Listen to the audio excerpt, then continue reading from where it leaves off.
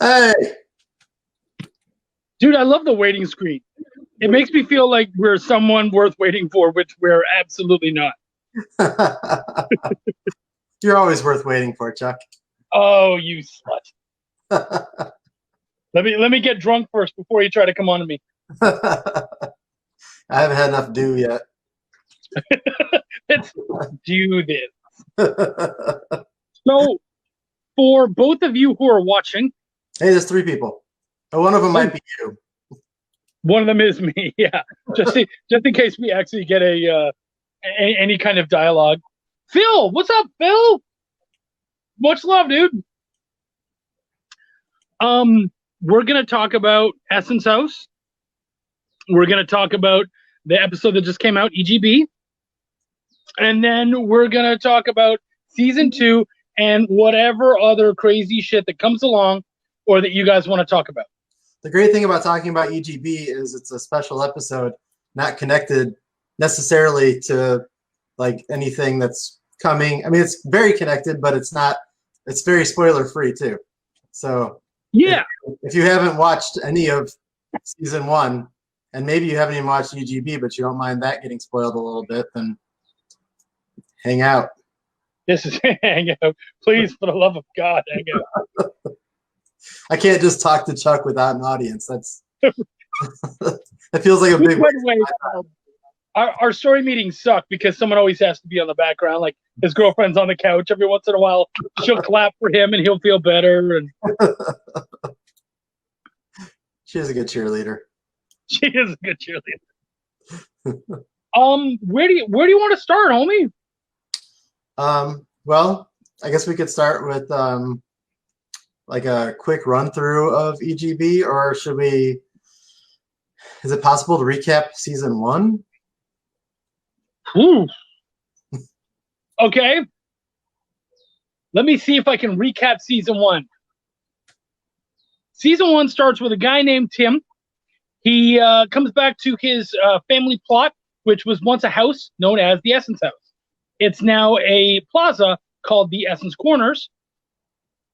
And he's there to basically work as a superintendent, taking care of it, taking care of the property and everyone who's working on it and whatnot. He shows up on January 1st, which just so happens is not only his birthday, but pretty much everyone else in his family's. Weird.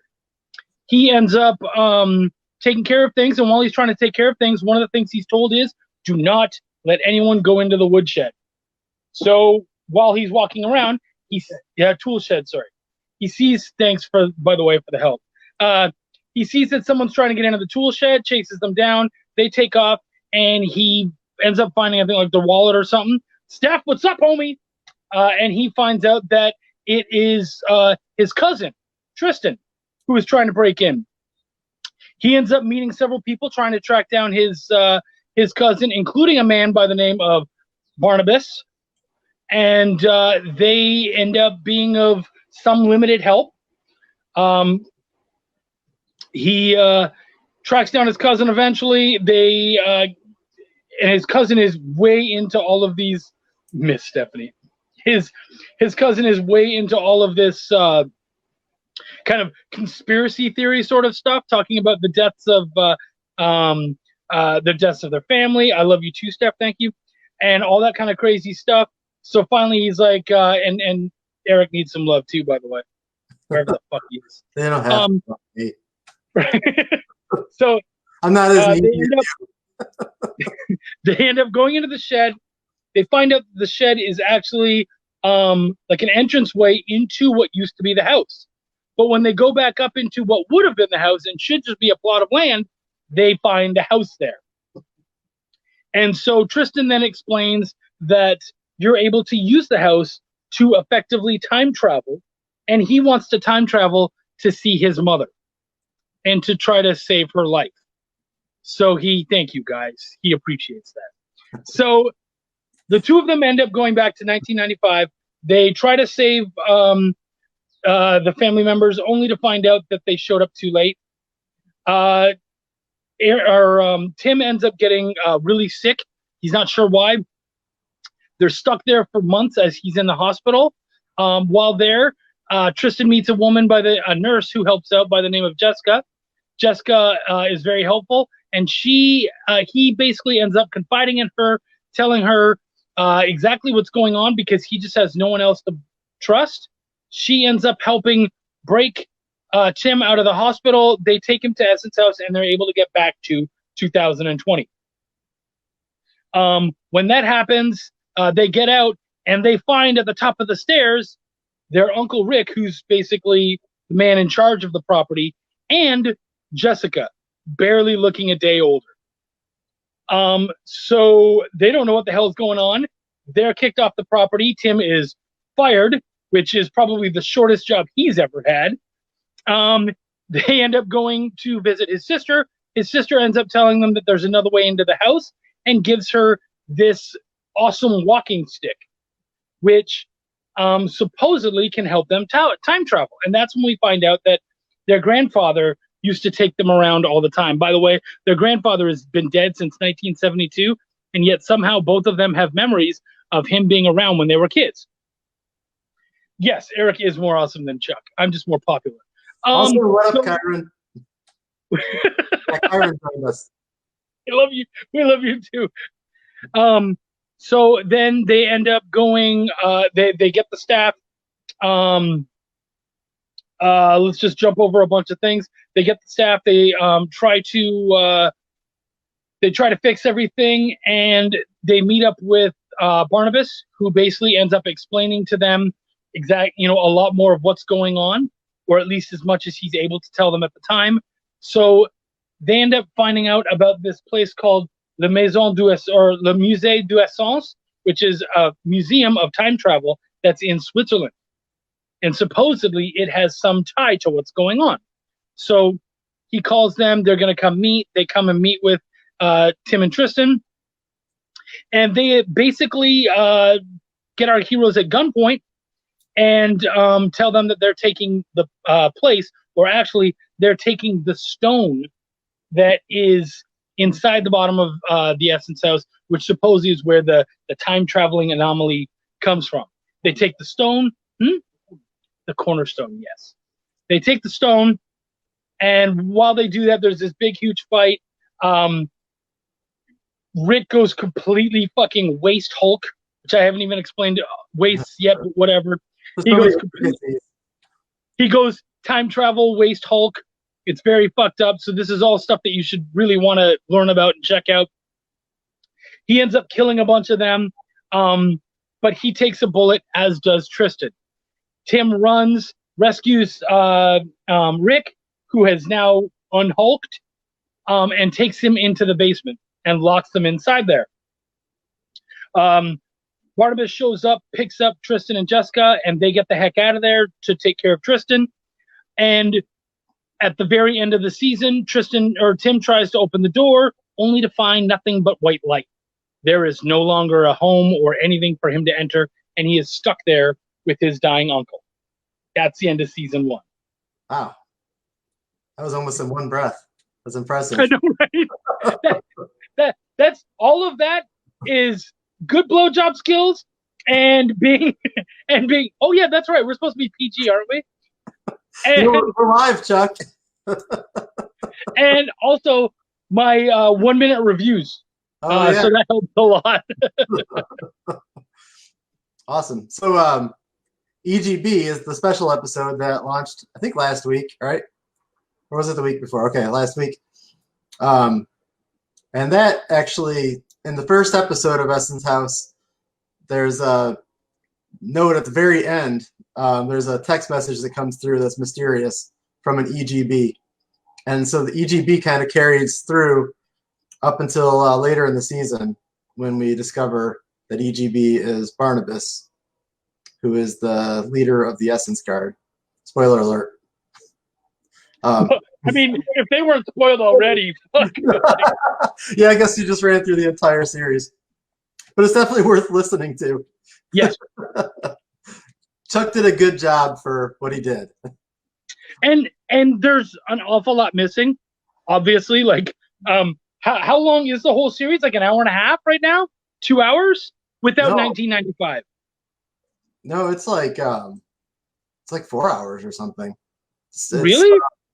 Well, it's 10, 20-minute episodes roughly. That'd be 3 hours. Oh, yeah, okay. Yeah. Plus EGB, so yeah, okay. You got some time to put in. Yeah. It's worth it. Yeah. So EGB is basically the origin story for our old man Barnabas. And that was an awesome story. Like, I just listened to it yesterday on a drive, and I hadn't listened to it in, I don't know, over a month, because we've had that one on the line for a bit. That one was crazy to write, because as I'm writing it, we had it blocked out so well. And so I remember talking with Jess, and I was like, yeah, I'm hoping to have it done in the next day or so. And she's like, oh, okay, cool.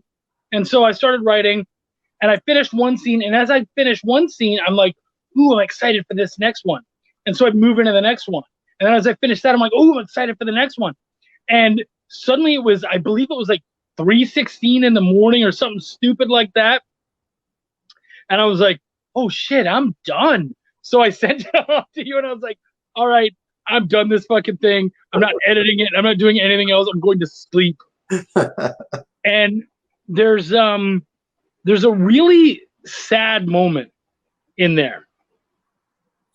And I remember when I was in high school and just leaving high school, in my very early 20s, I was really interested in becoming an actor. And I loved the idea of method actors, someone who would just completely get into their shit. And so in the really sad moment where if you listen to EGB, you'll know what I'm talking about, I imagine myself in a very similar situation. And so I'm writing and I'm fucking crying like a baby. I was like, and what is being said, a lot of it is coming from what I would want to say and what I assume my mother would say. And so it just kind of came very sort of organically. And it came from a real place. And I find that can be really helpful. Yeah, I think we have, throughout the first season, we have a handful of like emotional beats. And I think that this one is up there, like at the top of all those. And I love that it's in one episode, we have some great action kicking it off. We have some great tears towards the end. Just some cool, rich characters introduced. We get espionage. We get twists. We get massive teasers. Like, I think what's going to be great about this is as we move forward through season 2, people are going to, you might have seen me on Friends. I did a little bit part. His name was Joey. I don't know. You blink and you miss it. But if you, what the fuck was I even saying? Espionage. Yeah, whatever. Anyways, it's great. Don't read the comments, Chuck. Hey, I know what will help. Also, there was a great, like, if it was the first Essence House thing you checked out, like, you got an idea of what the Essence was about, and it's Roland's biggest part in the series so far. You got to kind of see what Roland was like. And I think that's what's fun about this one is that we did get to meet Barnabas, but obviously it's a different Barnabas. He's much older and much wiser. But we get to really find Barnabas, and we get to meet Roland, who is a major character through the series that you really get, like half a page, like just a minute or so with in the beginning of episode 6. Like, that's about all you get from him. Right. There's mentions of him, but never, like, that's his scene. So that was fun. Yeah. And I remember what I was going to say. I was talking about how as you're going through season 2, you're going to be able to go back to EGB and go, oh, cool, they were talking about this shit. Oh man, now I know why this matters and why that's important. So Yeah, yeah, really. Roland said some things that come back for sure. yep. And I love it because you still like they don't really stand out when he says them. Like so like you'll catch it later, but if you never listened to another Essence House thing, it was still good and it still all worked. It's funny. I don't know if you've noticed this, and I'm sure that you have a different take on it because you've been talking to me before about how you mostly do comics, but of course you also did you have your novel for Blister. But I had several people be like, "Oh man, so I see what you're doing there. You're doing all these podcasts and stuff, and you're really trying to." And I'm like, "Okay, I have the one, and we're doing all right, but we're not exactly taking over the world." So it's so funny what people see and the reality of it. Like, I love what we're doing. Yeah. What we're doing is really cool. How did I blow your eardrums out? Maybe you just have the volume up too loud. I find that maybe people like they have some misconceptions or whatever, but it's like we're doing all right, but we're not changing the world just yet. But it's I mean, like in comics you don't get to put out new content every other week unless you're doing a web comic, but then in that case you're still not putting out as much content like every other week. It's a lot of content. I mean, we've talked about it in the past, but we basically put out now like 11 comic books worth of material in the last 7 months. Yeah, no, it's true. I mean, all of them are 20-minute listens. That's around, some are a little bit less, and a good chunk of them are more. And yeah, I mean, there's a lot there.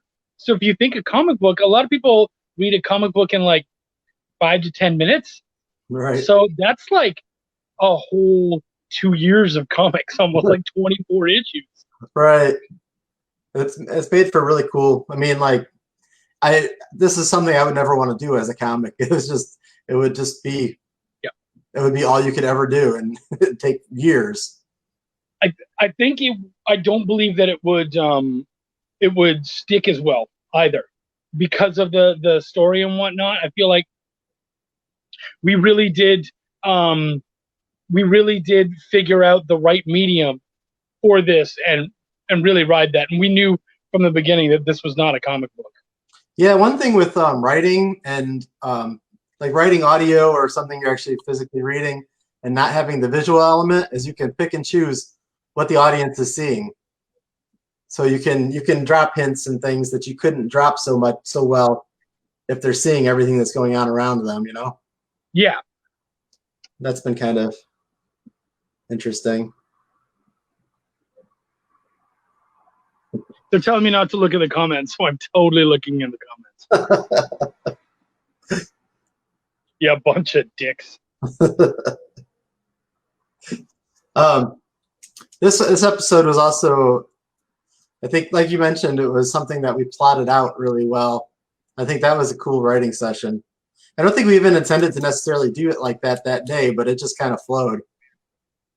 Yeah, I would say we actually. What's funny is that initially the idea was that we were going to go back and forth, and I think it's because we're both kind of passive dudes, and so neither of us necessarily wanted to take the reins, even though we were both excited to tell the story. Yeah. And so I believe it was around the time where you were super busy and you're like, dude, I'm sorry, I can't do it right now.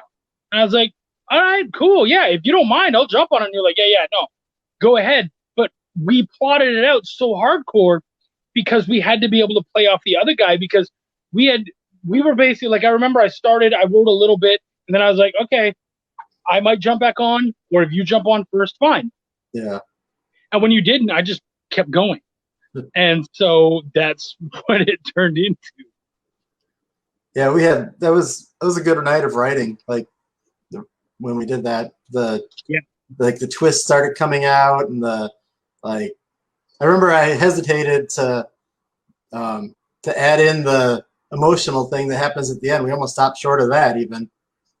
And I remember like I almost said it, and then I was like, yeah. And then you were like, what? And I was like, well, how about this? And then we were like, whoa, let's do it. Yeah, and I feel like that really it adds so much depth to all of it, and it makes the punch at the end so much stronger. And it kind of gives it like a full arc. Mm-hmm. You know what I mean? Barnabas is able to sort of get sort of a almost like a redemption for himself. Yeah. And not necessarily that he needed it. It turns out that Barnabas is actually a really good dude. He's made a mistake here and there, Rick. But a lot of those are accidental, and just because he wanted to do the right thing.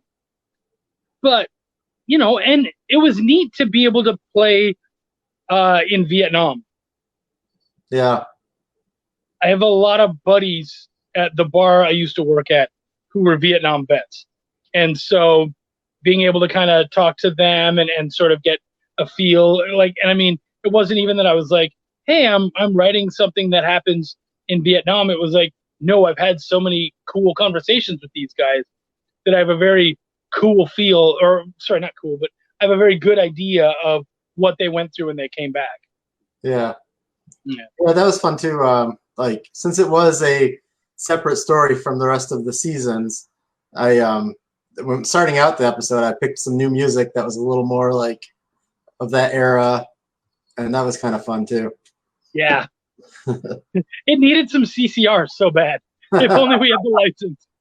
Well, yeah, I mean, you talked about Grace Slick and stuff, and I was like, oh man, I can't really do that. I could if we wanted it flagged and yanked.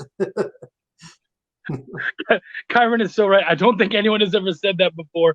It was neat to play in Vietnam. Yeah, I'm probably alone in that feeling, and that's okay. But it was, and funny enough, I am kind of passive. I like to get things done, and I like to help out, but I never want to feel like I'm in control. I just, especially when, like with what we're doing here, Eric and I, there is no leader necessarily. It's a lot of passing the torch, and so my leadership. Things a little bit, Chuck, but okay, fair enough. We'll talk about this later. Right. Uh-oh, I think I just lost my paycheck. Shit. No, it's been very we have a back and forth, and we don't really have like disagreements. We just have moments where we have to come to a creative I don't know, we just have to kind of mesh and compromise on some things. It's not even like it doesn't feel like a compromise. It's just the back and forth makes it better. Well, and I don't think there's ever been a time where somebody felt like they had to fight for their idea. I think it's usually like someone will say an idea and the other one will be like, I don't know, and they'll be like, I get it. Like, let's keep playing. Like, it doesn't feel perfect either. The only time where we ever fuck with the other guy is when, and we've both done this, we're writing and we're like, ooh, I'm gonna add this thing and not fucking tell him. Yeah. I remember that hardcore when it came to the walking stick. The walking stick is my favorite because, and you said it first, but I totally agree with you. If you pitched it, yeah, it would have been on the cutting room floor. Nope, that's a dumb idea. I was writing it, and I was like, this is a big deal. I should talk to Chuck about it. And then I was like, Chuck will tell me not to do it. He won't like it at all because I don't know how I could explain it where it actually sounds like it would work. So I just wrote it into the story and saw what you had to say about it. And ask for forgiveness. Don't ask for permission. I like also in that episode, I used it to fix what could have been a continuity error. And I remember specifically Wendy was partly reading through it. You had told me, and she caught the continuity error before she got to the walking stick part, and the walking stick kind of fixed that like right within the story. You have to say like, "Oh, keep reading." Yeah. Don't worry, we got this one. Yeah. So yeah, and it's funny because in time travel, that's another thing where you feel like you have to have your pins all together and you have to know. And what was really neat is when you made the 1995 piece, and for those of you guys who don't know about 1995, a lot of the action ends up taking place early on in 1995 because that's when one of the major incidences happened that basically sparked all of this stuff. And so the guys go back there, which first off was kind of cool. No one goes back in time to the 90s. But you know what's crazy, and we talked about it before in our after shows, but our after shows only have like four people watching them, so we could talk about it again. Like 1990, like it's 2020. 1995 was 25 years ago. Like that's, yeah. I mean, like Back to the Future went from what 85 to 55. 55. Like that's almost the same amount of time. It's only 5 years difference. So it's nobody. There isn't really stories that go back to the 90s, but it's really the same time frame as they've used in the biggest stories. It's so true. No, it really is. Yeah, man. It just, and 1995 is so cool because you can see how finely tuned we were and how well we got it. Because there's moments that actually overlap, where you have multiple people in the same time in completely different episodes, and we still got it down really well. I remember writing one of those where I had to be like, thank you, Kyron, we appreciate that. But where I was literally writing one episode while listening to the other one so I could make sure that all the beats matched up. Yeah, that was also when I put together the 1995 episode, which I guess you started to talk about it, but that episode takes all of those scenes and gets like, so it's like an hour chunk of time. And when I was working on that, there was specifically, well, there were two scenes specifically where there was so much back and forth between two episodes. Like it was hard to know what to use and what not to. And like at the bar, when Tim was getting sick, like the overlap kind of tells you what's actually going on at the time that's making him sick. And then the point where the little girl falls off the bike, like those two parts were like, it was a lot of decision making there that was not too easy, but it worked. Yeah. Well, and I remember when you wrote that, I was like, what happened there? And you were like, I don't know. We'll figure it out. And I'm like, oh, okay. I get, because I'm super into continuity and stuff. That was like a bee in my bonnet, a bug up my ass. I was like, at some point, I have to play with that. Like, if he doesn't do it, I'm jumping on. And so I remember, I think that was episode 7. Yeah. Because it was right after the walking stick, which was 6. And I was like, I'm not even going to ask him. I'm going to go fix it. And so that was another time where I had like a general idea. Story. I had like a general idea of what it was, but like nothing like concrete. And you didn't go anywhere near my general idea. And I loved it. Like when I read it, I was like, this is brilliant. And I'm really glad you never told me because that would have affected it. Like, I'm sure you got great ideas. I'm sure it would have been a great idea. But I was just like, oh, no, I think I know what I'm going to do here. Fuck it. I like that because I'll write stuff sometimes where I know I'm going to use it and I have general idea of what I could use it for, but I just leave it open for use later. There's even still one thing in season 1 that wasn't resolved that I am using in season 2, right? I mean, it's small, but it's a fun callback, and I like to throw those things out there, but you do hate that. So. But we knew that we were going to play with that one later. Yeah. Like we had said that originally, and then it kind of get left by the wayside, and there was no good point where we were like, now, let's do it now. And then as we got to the end, it was like, hey, what if we do it at this? Because what a lot of people also don't understand is we had the first season plotted out, but then we also kind of had the second season sort of coalescing as we went too. So by the time we were done season 1, season 2 was already starting to come into view, especially the first half. Yeah, I want to say like basically 6 episodes worth were all pretty well. We knew what they needed to be. The first like 5, and then maybe the last one we had a pretty good, fair idea of. And then there's always like when we were writing season 1, when I wrote is it episode 4 when they go to 95, right? Yeah. When I wrote that one, that was intended to be the start and finish of the trip to 95. But I got halfway through that trip, and then I was like, I got to stop because we're hitting the word mark. We're going over the word mark there, and we're hitting the 20 minutes. And so then I had to pass that off to Chuck and say, Chuck, bring them home. Yeah. And so we have to leave room for that. I remember seeing that, and I was like, okay, you know what? You actually ended at a good spot. Makes sense. Don't know what we'll do, but I have an idea. And you brought in a great character. Yeah, which has been really good, actually, for the series. It was, I didn't realize at the time how much we having another voice and another figure, and then being able to really play with the character of Jessica has been really interesting. Yeah. Even hold on. I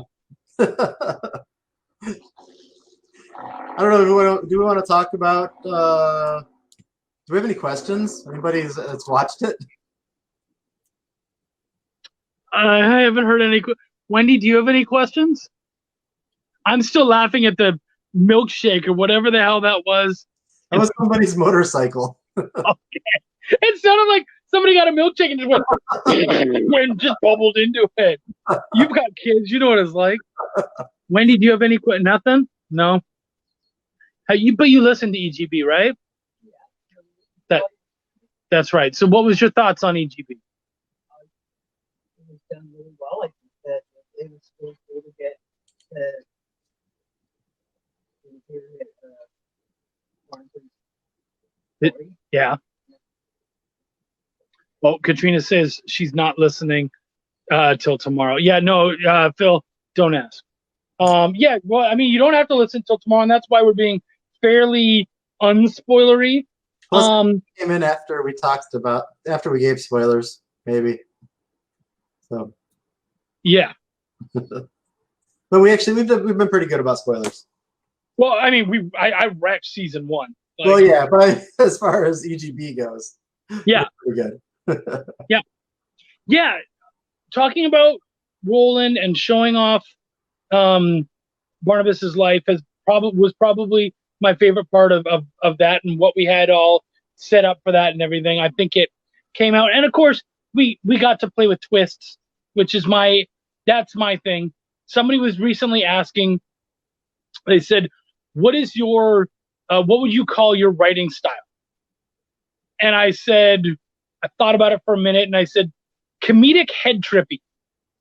And I love making you laugh, but I also want to screw with you a little bit and really make people go, what? And so in the first 5 minutes of EGB, we really kind of play with your head and make you think one thing, and then suddenly you realize it's completely different. You know what I like too is that, like we said, this is the second time that Roland's been actually in the story, and both times he's been very warm and compassionate, and but then when you look at Roland and the rest, when he's not actually in the story, he essentially sends a chunk of his family off to their deaths.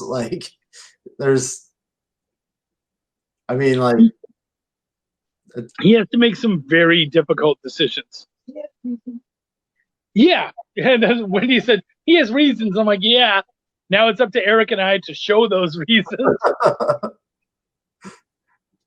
At least they're all that part is actually planned. Yes. Do we have any teasers, especially as someone who has finished working on episode 1? Do you have any teasers for season 2? I think one thing that I like about the season 2 premiere is that by the end of by the end of that episode, you know where everyone is at, all the main characters. We didn't really leave maybe not everybody, but everybody that's important that you've been following, like has a moment or an update. Also, it like the characters that you see a lot of are in like completely new situations compared to the first season. Like, kind of bounces between two scenes, sort of, and both of those have characters in very different positions. Yeah, and that was exactly where my head went, because usually when we have an episode, it's from one main point of view. Usually it's either Tim or Tristan, and we're just going there. And this time, because Tim and Tristan aren't together, it was two very different points of view. And had we stuck with that, it would mean that if there's people who are really excited about, like, let's say we focus on Tim, if there's people who are really excited about Tristan and Jessica, then they're going to be left in the lurch. If there's people who are really excited about Tim,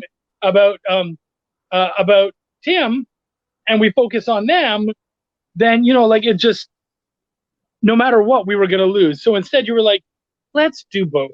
Let's And then because there will be points in the season where we go back to that idea and we focus on one or the other, and it's like you're leaving people in the lurch. Yeah, like, I mean, sometimes that's fun to do, but there's times like, I know that there's like The Walking Dead, for one show, is like a show that'll do that, and it's frustrating as hell. Like, I'm like, what's going on with the main group? What's going on with this guy? What's going on? It'd be like weeks before you get anywhere. And like coming off of, I mean, it's been like what was May our last episode, so by the time it starts again next month, we're coming off of 3 months waiting on the story, and I just feel like it's just right to let people catch up and know where everybody's at, and kind of revisit the stakes, and which changed throughout the season, the first season. Yeah, I don't think you really. Yeah, they did change. There was totally different stakes in the first half, and I think they're going to change throughout as well. Yeah. What you guys think you know, you don't. Yeah. And so, yeah, there's a lot going on, and we see our heroes in a very different light as well, and in a different way. Yeah. Yeah. No, I love what you did, and not to crank you too hard, but I enjoyed that first episode of season 2. I think people are gonna really like it, especially if you've been if you're all caught up and you've been waiting for that. It's gonna be one that you're definitely gonna want to listen to, and hopefully that keeps you through all the way to the end. Yeah, I think I'm excited for it. There's a lot of cool stuff coming up. It feels nice to be back on the train again. It does. To have it happen again. I remember, like, because you and I are both working on separate things. You're hardcore into Blister right now. I'm hardcore working on Belial. And I was talking with my partner Sean, who's my partner on Belial, and he was like, he said, I we really got to get this stuff out, because I know that you're all about Essence House coming up. And I was like, I mean, I'm really excited about Essence House, but they're both going to get their time. Right. And it's the same with what's going on with you. We're just doing what we can to make sure that the other project gets its love too. So I think Essence House will not be overlooked. I think it's going to be we're too excited to finish this. Yeah. And I think we both have different reasons for finishing. Do we? Well, mine is I want to finally be an author. Oh yeah. So I want the novel. Like that's humongous for me to finally, because, and I mean, you said it too. When your parents saw the Blister book, they're like, "Oh, you got something published? That's amazing!" You're like, "I have a shit ton of comics published. What the hell are you talking about?" Make a big difference. Like Katrina's in our chat right now, and she just put out a book that I did some artwork on, and people got way more excited about Katrina's book than they ever get about my comic books. Like, right? As far as family and friends go, like, does the novels, right or wrong, they have their there's a hierarchy. it's like there's a legitimacy that comes with writing a novel, and you're like, okay. I mean, like I said before, people are all impressed that we're doing this podcast, and for the two of us, we're just like, this just felt like something cool that we both wanted to explore, and we were actually finding that trying to write just the straight novel, we were kind of spinning our tires a little bit. Yeah. And so when it went to this format, it just came out so much cleaner. Yeah, the reason I ever brought up the audiobook podcast idea was because when I wrote Blister, which was in 2015, I was actually doing monthly live readings of my stories, like at a venue, and that gave me a urgency every month to get this story written so that I could get it together into a book. And it was cool. Like it gave some urgency to it, and just a series of deadlines. And so I kind of saw this format as a way to get the book done. Yeah. And when we finally, go ahead. No, I also finally for the longest time I couldn't get into audiobooks. Like I had a lot of trouble with that. And finally in the last few years I've been an off and on member of Audible, and so listening to those kind of got me excited to do something with that. I didn't know what to think, but when I finally heard it all come together, I was like, oh, this is cool. This is a really neat idea. Like I'm just kind of game for anything, someone's like, hey, I got this cool idea. All right, let's do it. Do you even know what's going on? No, but I'll figure it out along the way. And once I heard that first episode, I was like, ooh, okay. That's what's up. All right. I can do that. That's fun. Yeah, it was a fun experience, like akin to doing like a TV show. Like just it's a way different experience than anything else. It's funny. I've seen a lot of actors talking about working on TV shows, and they talk about how exhausting it can be. And I gotta say, I feel it. Yeah. Like when you work on a comic book, you're usually working on it for a fair amount, especially in indies. You're working on it for a fair amount of time, and you really get to kind of develop it. And even as you're working on it, you're moving on to other things and whatnot. Like, while this one is in art, I can write the next one or edit somebody else's. Like, you can always move around. But with TV or with this podcast, you're like, this one, now that one, yeah, now that one. And it's like, there's no time to breathe. You're moving on to the next one. Like, yeah.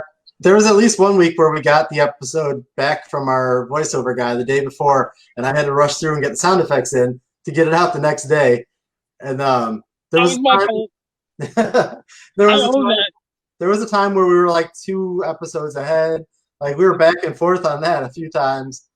And then by the end of EGB, EGB was written like what, 2 months ago? Yeah, that one was. I had the editing and everything done on that months ago. Yeah. So that was nice, but yeah. Now, for the people out there who might be interested, who are caught up, or who want to get caught up quick, I'm talking to you. When are we dropping the next? Because we're not doing the Patreon anymore. We're just going straight live. So when can they expect the next episode? So I haven't actually looked at the calendar in a bit. Now that I've looked at it, August 12th is only 2 weeks from this Wednesday. Wow. Somebody has to start working on 2. I'm glad that's your problem. I know, right? Crap. No, but I'm excited about that. We'll get it off to Rick soon, and to Rick? I thought it's Mike. Mike. Yeah, Rick's the monster. Mike, if you're he's the monster. Mike, if you're watching this, we apologize. Luckily, I'm pretty sure Mike. We actually got to interview him. That was fun. He's a good dude, and he's crazy talented, and he likes what we do, which is fun too. Like it's not just a job. Did we ever get those episodes up on YouTube for people to check out? You know what? They're up. I just got to unlock them. So Okay. I should do that in the next couple weeks. But yeah. You'll get them when you get them. Maybe we can do a watch party. Just dump Oh, that'd be fun. and chat with people for 10 hours. They're all like an hour. They're all an hour long. Oh yeah. Oh man. Maybe we won't do that.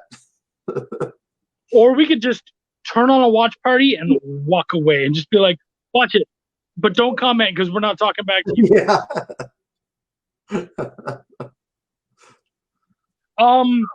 So since we're pretty much winding down, do you you don't have to leave, Katrina. Is there anything that you've got coming up soon that people need to keep an eye on? Well, I'm like knee deep in Blister right now. I don't have a release date set for it or anything like that, but I'm posting a lot of progress as I'm working. I'm doing video updates on that, and I've actually been doing I started last week an animated series of album reviews. That's been a lot of fun. I love those album reviews. Yeah. There's so much. Yeah, because they're not even a minute long. I love them so much, and every one I think I only heard the one so far, but when I hear them and I'm just like, yeah, okay, I almost want to check out that album, and like I have no idea, what it would sound like. I didn't even know the band. Yeah. What was that? Was it Leviathan? Lawrence Arms. That was the first one that I did. Yeah, they're a Chicago band, but they're pretty good. Pretty well recognized in like the punk stuff. But yeah, I've got a few of those done now because this week is like a crazy busy week for me. I just got back from being out of town, and I'm heading back out of town in a couple days, doing some freelance video work. So I went ahead and like pumped out a few of those and scheduled them. So I think one comes out on Wednesday, and they're pretty effective. Like the first one I posted through Twitter, I got like 50 new followers like in the past half week or whatever just from posting that video. Wow. So that was pretty nice. Did you tag the band? Yeah, the band never did anything for me, but some of their fans found Come on, Lawrence Arms. No one's even talking about you guys. it. Dude, this guy's making you relevant. What the hell are you doing? Right. So yeah, that's like Blister is pretty much it. If anybody wants to check out Blister, it's blisterpunk.com or search for it or me, and generally it'll come up. How about you? Belial is my big one. I didn't tell you that we're planning on kickstarting in October, but the aim is that we're kickstarting in October. Just don't tell Sean I told you that. But that's the aim. I mean, come on, it's a hell book. October, it's perfect. Yeah. Honestly, I was frightened to work on this book because I was so happy with the first one. And the idea for the second one just wasn't there yet. And Sean was such a huge help. And honestly, Wendy, my wife is actually our editor, and she was saying, man, it's so much funnier than the first one. We really leaned into the comedy, and really we're working super hard to make this a series that people are really excited about. I think it can really do some damage. So pretty excited about that one. That's going to be big. And of course, Chucky's always editing, and he's got other stuff. It looks like Welcome to the Void might be coming early in. Don't tell Sean, Katrina. Damn it. You are, yeah. You gotta send you a fucking pie, just to shut you up. Yeah, Welcome to the Void, I think, is probably gonna come early next year, and then we should be back into that too. So, yeah, man, things are coming together. Yeah, that's awesome. And I guess we haven't really mentioned it, but I mean, if right now like what you're watching is being broadcast from the Essence House Facebook page, so you can find Essence House there. Also, all of the episodes are on every podcast network, basically. I was going to start to list them, but just go to a podcast network and search for it. Then if you don't find it there, go to iTunes. Yeah. If you guys have watched it, I would love it if you went to, there's a site called Podchaser. And they allow for reviews and ratings and all that kind of stuff. And I'm never going to be that guy who says, give me a 5 rating, blah, blah, blah. Dude, be honest.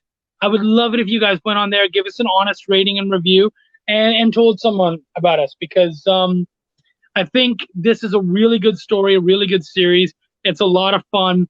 And if you like season 1, season 2 is going to punch that much harder. Yeah, it is. Oh, and we are 101 listens away from the goal that we set to hit before season 2 starts. Okay. So if you could share to people in the next couple of weeks, we could hit our goal that we set. Cool. So are we announcing that goal out there, or are we just is that between you and I? I don't know. We can. I mean, I think we've talked about it before, but we wanted to get 1,500 views or listens before. And actually, when you total up YouTube and things like that, we probably hit it. But when we had Patreon, yeah. Yeah. On the podcast networks, though, we are 101 downloads from that. So that's pretty cool. Yeah. So I guess I'm going to have to go listen to it 100 times, and hopefully one other person jumps on it. Oh. But yeah, anything else you wanted to talk about or mention? No, I'm just excited to be back in Essence House. I think we have some some cool stuff coming up on the show, obviously, and then we'll have some cool announcements coming up. We mentioned earlier that we're putting it together into a book, so we'll have some announcements and some things to show over the next few months, I think. I'm so excited. I know what you're talking about. Yeah. Oh man. I saw something that I'll have to send you, but keep it cryptic for now. Okay. All right. Yeah. I'll show you after this show. Stick around. Okay. Now you got me excited. But yeah, you guys are gonna love what's going on. I think the novel, the aim is to kickstart that. Yeah. So if you're interested in novels, that's something that we're probably gonna hope to kickstart in the new year, in 2021. Yep. Which is such a funny idea, and I've said this to a lot of creatives. How different is your table going to look from the last time you tabled to the next time you're going to be able to table? Because in all honesty, at this point, it looks like there's a good chance that Belial 2, Essence House, and possibly even Welcome to the Void could be on the table. Oh, plus my wife's book, Viscarian Tales, could all be on our table, along with a bunch of other stuff.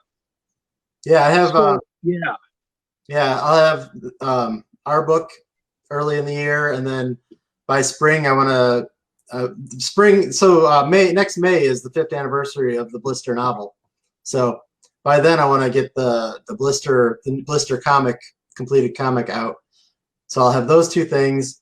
I have some enamel pins in the works. I have some the Blister music CD in the works. Like just all kinds of, like my table is going to be crazy different next year. I'm excited for it because actually I was talking to our friend Scott today, and I was commenting on how like I had ideas for what I wanted to do in 2020, but I wasn't ready for those ideas. Like I was not going to have those things ready. There were shows that I was hoping to do that I would not have had nearly. I would not have had ready. And going into 2021, I've actually got such great progress going on with these things that they will actually happen. And that's pretty awesome. Like my table's gonna be vastly different. And then, I mean, on top of all my crazy punk rock stuff, I'll have Katrina's book sitting there with. Which just made you a real artist, apparently. Congratulations on that. I did not take you seriously before that book came out. I was like, Eric's all right. You know, he had me on some projects, so he's cool. And then that came out, and I was like, ew, he's a real artist now. So I said that Blister came out on Amazon 5 years ago almost. Katrina has outsold Blister almost infinitely on Amazon. Really? Blister does not sell on Amazon. I've sold it at shows, and it's been part of Kickstarters, but Blister does not sell on Amazon. My family doesn't even buy it. My family buys the hell out of her book, but they won't buy mine. I haven't heard any numbers on her book. Oh, just from discussions we've had back and forth. Also, me just knowing how much of my family has bought her book. Really? I have a copy myself. You don't even have my Blister book. No, but I've been wanting it. But gotta get it before next year, because next year is a whole new edition. Or wait till next year to get the new edition. Well, I mean, shouldn't I get both? I haven't really announced that yet, but so shut up. So I'll tell you about it afterwards. Okay, all right. I think we're just about out though. No questions or anything. Thanks for everybody that showed up. I won't run through a roll call because I'll miss people, but it was great to see you all. Yeah. Thanks for making me a real artist. So we appreciated it because it adds credibility to this little thing we do. So having a real artist on board now has been a big help to the show. Cool. Well, thanks, y'all. Take care, guys. Thank you so much. And we've got so much more coming with Essence House, and I know you guys are going to love it. Oh, you know what? Back up real quick. I'm sorry. You just gave me a great close. But also we haven't really talked about, and we'll real briefly, so you mentioned that the Patreon is gone. So the effects of that are that everybody gets the episode, whether they've paid the $2 or not, first. So there's no, I don't know, hierarchy is a bad word for it, but there's no like some people got it early or any of that, which got a little confusing for us, I think, as time went on, because we were talking about episodes that weren't out for the public yet. So it gives me and Chuck also the opportunity to do Facebook Lives, which should be a lot more effective and get a lot more people watching. And it also meant that we had something coming out every week. And a lot of people don't realize that because like episode 1 comes out on Patreon, and then it comes out on a week later, it comes out for everybody else. Then a week later, episode 2 comes out for Patreon, and then episode 2. And so like every week we had something new coming out. It's like, oh, and then as it came out to the public, we were then recording an hour-long after show that I was then editing and then putting out on that day. Season 1 was a lot. And I think that we might do more now. It'll just be a little easier. Especially if we do it like this, we don't really have to worry about the editing or anything. Yeah. Maybe bleep out all of my terrible swearing because of my incredibly in drinking way too much. That one beer just really did it. Katrina, we're doing the same thing as season 1. It's 10 episodes. Yep. So the book should have effectively 20 chapters, though we're open to playing around, adding a little bit more, whatever. There will definitely be more added. Whether we actually add more chapters or just beef up some of the chapters, we haven't discussed yet. Yeah. So, cool. That was pretty much it. I just want to let people know that that's the big format change for season 2. That'll be, I think, better for everybody. It'll give more to the public viewers. I think now what it means, and we haven't talked about this, so I'm mentioning it like a jerk, but now what it probably means is we can put out an episode 1 week, and then we can do a nice little fun after show a week later and talk about it and not have to worry about a Patreon or anything else and then move on. Yep. So, Cool. All right, you want to do your close again? Or I can do that. Peace, love, and comics or podcasts. And my name is Chuck. I give a fuck. Thank you so much, guys.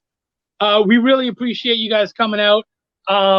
Season 2 is going to blow you guys away. If you haven't finished season 1, go do it because you want to be there. Because that cliffhanger from season 1 was rude, and so you're definitely going to want to see what happens when we come back into it again. Thank you so much, everybody. All right, take care.